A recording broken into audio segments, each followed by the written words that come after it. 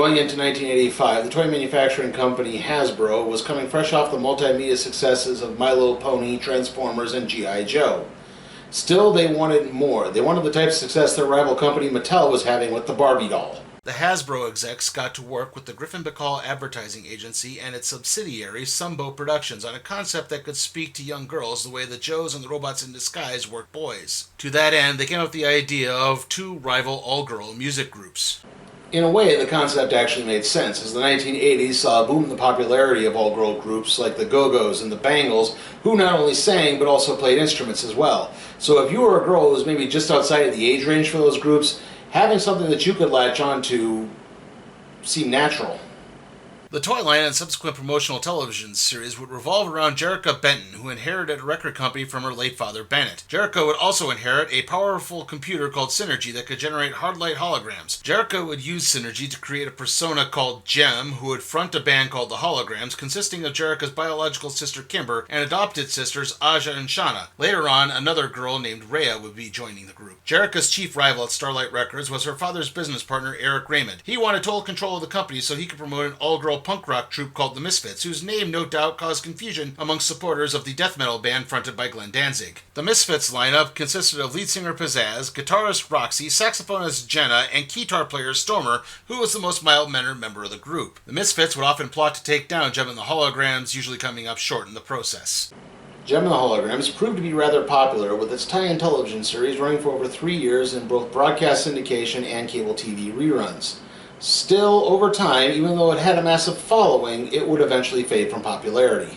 That being said, the premise behind Jem would be revisited on a few occasions, most notably by the Disney Channel with a TV movie called Pixel Perfect about a band being fronted by a hologram, and of course, Hannah Montana, a pop star with a secret identity. Still, many Jem fans were just left with hope for a revival. The series would get released in a DVD box set in 2004 and again in 2011. Then in 2013, Jem fans finally got the thing that they had been wishing for, a big screen adaptation. Sadly, it turns out all those wishes were on a monkey's paw. Despite being made by, quote, big fans of Jem, the movie is a sharp departure from the series. Jem was no longer a holographic construct, just Jerrica in a wig. Synergy was no longer a supercomputer, but a BB-8-style robot. The Bentons no longer ran Starlight Records. Instead, only Erica Raymond was in charge. I would just like to note right here that I have no problem with the fact that they gender-swapped Eric Raymond for Erica Raymond. Juliette Lewis is fine in the role, and that's okay. But the role itself is just very flat, uninspired, boring, and cliched. Anyway, back to the film's other problems. The marketing department didn't use any songs connected with Jem at all, instead using One Direction's Story of My Life. So not only did they choose a song not affiliated with Jem, they chose one that was performed by men. Also, the Misfits didn't appear until the end credits sequence, where it looked like they possibly molested Juliette Lewis. Seriously, she shows up in the junkyard, recruits the Misfits, and then suddenly she looks uncomfortable as they all begin pawing at her. And perhaps most damning of all was the fact that the plot, which centered around evil record executives trying to break the group up by making Jerrica think she was better than everyone else, was in fact a carbon copy of another movie about an all-girl rock band, Josie and the Pussycats. The difference being is that Josie and the Pussycats was a comedy that parodied these storytelling tropes, while Jem and the Holograms seemingly just catered to them. But perhaps instead of flocking to the theater, Jem's fans should have tried looking at a local comic shop, because in 2015, IDW Publishing launched a new ongoing Jem and the Holograms series with a modern twist. And that's what we're looking at today. This is Jem and the Holograms Volume 1, Showtime. Jerrica Benton begins practicing with the Holograms. There's just one problem. She suffers from crippling stage fright. This is actually part of a much bigger problem, as the group is trying to enter an online video contest where the winner will face off in a battle of the band against the Misfits. The others know Jerrica is a talented singer, but her sheepishness has caused the last 3 attempts at making a video to be aborted. This was their last chance, as the video deadline is tomorrow. Jerrica is especially under pressure from her sister Kimber. The Holograms are more her dream than they are Jerrica's. Before the death of their father Bennett, the Holograms seemed like it could be a reality. Now Shauna is in fashion design school, and Aja is busy with her kit bashing. So if Jerrica can't follow through, this is it. It's over. Distraught, Jerica heads back home just as the storm begins whipping up. She tries strumming on the guitar to ease her pain when a power flicker causes her to discover that she's not alone. A being identifying itself as Synergy, a highly advanced holographic computer, appears to Jerica. The storm caused Synergy to be rebooted as the others arrived. Synergy then directs Jerica to a safe containing a present from her father Bennett. The combination for the safe is Synergy, and it contains a pair of earrings that also act as holographic projectors. Synergy then reveals that there's a hidden chamber located behind a jukebox. Inside is the main computer housing for the Synergy computer. After a brief demonstration of its abilities, including turning everyone into holographic projections of Kimber, Jerica realizes that this could actually be the answer to her problems. She'll create a holographic avatar called Jem that will act as the lead singer of the band. It will still be Jerica's voice, but everyone will see Jem singing. Okay, so basically the way this contest is working out is that bands are submitting their videos online, and then the fans are going to vote on them. The bands that get the highest votes will then go to a special concert performance where they will square off against the Misfits, with the winner getting... I have absolutely no idea. Let's just say a year's supply of bacon. The Misfits go into heavy promotion for the contest, even though they have no qualms about belittling any possible opponents. To that end, they have an embedded reporter named Rio Pacheco following them around, much to the chagrin of lead singer Pizzazz. All of this changes when they see the video from Jem and the Holograms. Apparently, having a more viable threat makes Pizzazz even more irate, to the point that she kicks Rio out. While Stormer admires Kimber, recognizing her from a blog, Rio does some investigating and turns up information on Jerica, who's the band's manager. Back at the Benton home, Kimber celebrates by waking up Aja with the news and getting a shoe thrown at her in response. Jerica is impressed as Kimber begins fantasizing about possibly meeting the Misfits, Stormer in particular. The group then prepares for a gig at the local community center. And by a gig at the community center, I mean volunteer work at the community center teaching music to underprivileged youth. Still, the band does actually manage to land another gig as the community center's director approaches Jerica with some news. There's supposed to be a fundraiser held this weekend, and unfortunately their main celebrity they hired had to drop out. So maybe Jem and the Holograms could play instead. Jerica accepts the offer and begins working with a girl named Ashley when Rio arrives. He's a little confused as he's heard Jerica singing but was sure it was Jem. Still, the two seem to hit things off and even make plans for a date later. It's not a conflict of interest for Rio as his main assignment is to cover the Misfits. Jerica isn't the only one finding possible companionship as Kimber bumps into Stormer at an autograph signing. Stormer was the only member of the Misfits who stayed through the whole time. The two hit off, even go out for coffee after the signing. It goes along swimmingly until the other Misfits see them. Like I said before, Stormer was the member of the Misfits who was the most mild-mannered. She would often work with the Holograms on a few occasions and even bonded with Kimber, so the idea of a romance between the two is not entirely out of the blue here. As for Rio, well, he actually has changed quite a bit from his animated days. On the series, he was kind of a public relations guy, but he also did some audio engineering and some sound producing, so maybe he was kind of a jack-of-all-trades type. And he was also stuck in this kind of weird love polygon with Jem, Jerica, and Pizzazz. Like, he was dating Jerica, but often expressed attraction to Jem, not knowing the two were one and the same, and Pizzazz was also lusting after him, and he had to fend off her affections. Thankfully, they seem to have dropped the idea of a Pizzazz romance here. Pizzazz storms into the cafe and causes such a ruckus that it ends up on the local news. When the Misfits return home, Stormer is ordered to stay away from the band's competition. Stormer tries to defend her actions, pointing out the only reason this got out was because of Pizzazz. Unfortunately, the other Misfits are with Pizzazz, and Stormer is outvoted. Meanwhile, Jerica and Rio's date goes off without a hitch. He takes her to a boardwalk amusement park, and the two eat cotton candy, play games with Jerica winning a Rainbow Dash plushie, and ride the Ferris wheel. The date ends with a kiss. As this is happening, the Misfits begin struggling through practice, by which I mean they just keep arguing all the time. It's then that one of their groupies named Clash turns up some info on Jem and the Holograms performing at the fundraiser. The Misfits are not buying the altruism, only seeing this as a cash-in, as the event is star-studded, so it's just Jem and the Holograms trying to further their own career. Pizzazz continues to flip out as Clash goes into business for herself and gives a call to a friend named Blaze. This is actually referencing the animated series here, as on the show, Clash was a roadie for the Misfits who would often kind of go undercover to spy on Jem and the Holograms and get the information back to the Misfits. Though Blaze, on the other hand, seems to be an original character, as on the show, Clash was usually assisted by a filmmaking cousin named Video.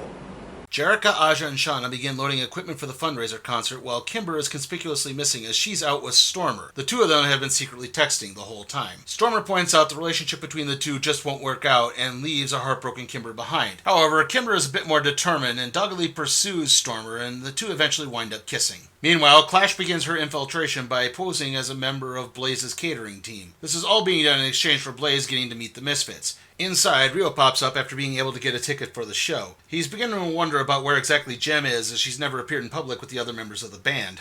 He does manage to score some major brownie points with the other girls by bringing lattes. Aja in particular is pleased by this. Jerrica slips away to change into Jem and the concert begins. However, shortly through the performance, the lighting rig begins falling from the ceiling after an act of sabotage by Clash. Aja manages to tackle Jem out of the way, but winds up bearing the brunt of the collapse as a result. Rio, Shauna, and Kimber move the equipment off Aja as Jem changes back into Jerrica. Later, with Aja being loaded onto an ambulance, Jerrica has Synergy project a vision of Jem taking a cab to the hospital. As this is folding out, Clash books it, leaving an irate Blaze behind. You might be wondering why it is I haven't exactly elaborated too much on the characters of Aja and Shauna, and that's because there's really not much to say, unfortunately. I mean, much like her animated incarnation, Shauna is a student at a fashion design college, and Aja is kind of a sound engineer who works on the lighting equipment and the various rigs for the band to use, so that's really all there is. Word of the incident gets back to the Misfits, and they are not pleased. Not out of care or respect or anything like that, but because all this has done is make Jem and the Holograms even more popular. Aja is kept overnight at the hospital for observation with the others keeping her company. Rio is able to earn more brownie points by bringing lattes once more, and she's going to be okay, though she's still a little sore. Days go by, and the group works on more music, with Kimber even writing a song called Smitten Kitten about her growing romance with Stormer. Also, Jerrica and Rio grow even more closer. The day of the band battle arrives, and everyone takes in the carnival-like atmosphere, with Kimber slipping away to be with Stormer and eat pizza, while Aja and Shauna win a Sunset Shimmer plushie at one of the booths. As they see Jerrica prepare to take another Ferris wheel ride with Rio, Aja and Shauna begin talking about the couple's chances and whether or not it would be a good idea to eventually reveal that Jem is Jerrica to Rio. Would he sell them out if he got the chance? Who knows? That conversation proved to be rather prophetic, as while on the Ferris wheel ride, Jerrica and Rio get into a heated argument about Jem and her commitment to the band. Jerrica points out that Rio doesn't know Jem and shouldn't judge her, but he points out that he's never actually gotten to meet Jem outside of a brief run-in at the fundraiser. Suffice to say, this ride does not end with a kiss. Jerrica seeks comfort from the others when they run into the Misfits and Clash. Kimber immediately recognizes the groupie, as the two had bumped into each other at the fundraiser, and Kimber thought it was suspicious that a caterer was walking around with tools in a pouch. Kimber then launches an accusation against the Misfits for being behind the sabotage. Stormer in particular is upset about this and causes everything to come out in the open. This all leads to a food fight between the two groups. Afterwards, both groups are brought before the record company executives. Jem and the Holograms are ejected from the competition because it turns out that Food Fight violated a clause in the contract. Pizzazz is upset about this, as she was looking forward to musically mopping the floor with the upstarts, and Jerrica tries to argue for both bands, but the Misfits are exempt from the rules. Still, the Misfits vow to put on a good show, even putting on a double bill for their fans, though Clash is in trouble and has to deny the group had any involvement in the fundraiser incident. Also, Stormer is put on notice for lying about Kimber. It doesn't appear to mean much, as Kimber rejects Stormer's calls for peace. It's not going much better for Jerrica, as she blames herself for not reading the contract, and Rio is now calling Jem a diva for not being with the group when all of this went down. Everyone returns home, where they confront and comfort Kimber over Stormer. She explains the reason she kept the relationship a secret was mainly for Stormer's sake, as the other Misfits were going to kick her out of the band. The others understand, but it's then that Jerrica hits on an idea. The Misfits take the stage and begin playing, only to stop when they notice the slowly dwindling crowd and different music playing. It turns out that Jem and the Holograms have held an impromptu concert across the street. Thanks to Synergy, an abandoned building has been done up with holographic effects. The crowd is really loving the show, and it's causing the other Misfits to all get angry. Even Stormer is upset about this. Pizzazz vows that they will get her, because their songs are better. Well, look, I was going to have to make that reference at some point. Anyway, that concludes our look at Jem of the Holograms Volume 1, Showtime. How was it? Well, I really like this book. I like the artwork in it to an extent. I'll get to my problems with it in just a minute or two. But like I said, I think it's very light, it's very airy, it's very fun. The storyline can get serious when need be, but it's not like overly dark and grim and adult, like something that could easily be catered to with these types of things. I love the fact that all the girls have different body types. They're not all, string bean Barbie dolls and everything of that nature. I mean, I can understand why on the old animated series they had to do that. That's the constraints of animation at that time. But still, I like the fact that they're sort of reflective of the modern world here. I love the Kimber-Stormer relationship, too. Again, a good reflection of the modern world. Why not go there on that? And I think this is actually a really good origin story. It's particular for Jem slash Jerrica here. I mean, why does Jerrica use Jem? I can't remember exactly why they used it on the animated series at all, but I like the idea of Jem being a front so that Jerrica could get over her stage fright. I think that's a really good form of characterization there. Now, while I did compliment the artwork, I do have one minor problem with that, and that's because I can appreciate that they gave the girls different body types. Unfortunately, they gave two girls the same body type, and there was a couple of times where Kimber is with Stormer and she's doing the romance thing, and I'm like, wait, why is Kimber suddenly dating Aja? Like, that doesn't make any sense. Like I said, I got a little confused as to who was who there. And also, there's some vagueness in the story sometimes. I mentioned before the contest. What was the point of the contest? Like, what do you get if you win? It would have been nice again if they'd said they're going for like a record company contract or something like that, because there's no Starlight Records here, so they're not heirs to. Jerrica's not the heir to anything. So again, it would make sense to kind of maybe give that record contract as being the option, but they didn't for some reason. Still, those are kind of minor nitpicks. Overall, like I said, this is a really good book. I have no problem recommending this to people, especially if you grew up on Jem. And so I'm going to be giving Jem and the Holograms Volume 1, Showtime, a B. And with that, let's see what we'll be doing next time on the Random Trade Review.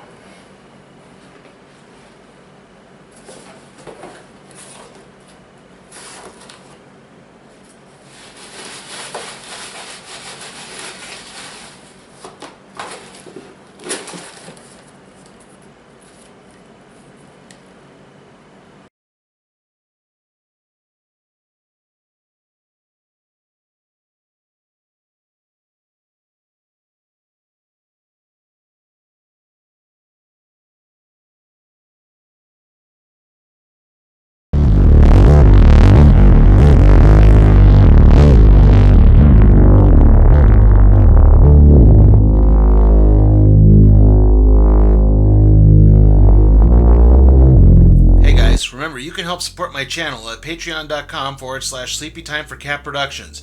There, you can request a trade to be put in the randomizer, aka the cardboard box. Also, remember, like, comment, share, subscribe, and ring that notification bell.